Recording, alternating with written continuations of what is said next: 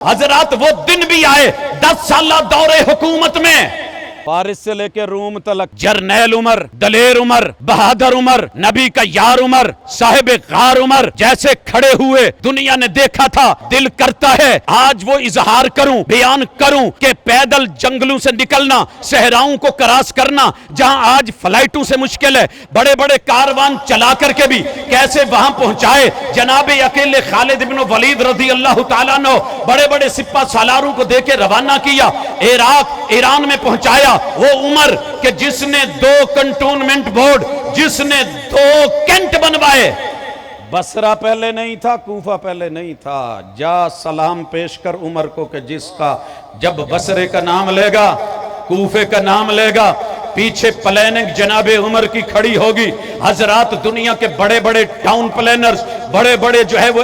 عمارتیں بنانے والے، بلڈنگیں بنانے والے، فوج کے قانون بنانے والے، سپاہ کو چلانے والے، دنیا داری میں آنے والے، معیشت معاش میں چلنے والے، حضرات مینجمنٹ کو مینج کرنے والے جتنے بھی آئیں گے، ہر کام کے پیچھے اصل میں جناب عمر رضی اللہ تعالیٰ عنہ کھڑے ہوں گے۔ کیلنڈر سے لے کے نظام الاوقات تلک، محرم سے لے کر کے وہ ذی الحجہ تلک، 12 مہینوں کے ایک ایک لمحے میں عمر کفر کے سینے پہ دندنا کے جرأت کے ساتھ، غیرت کے ساتھ کھڑا ہوا۔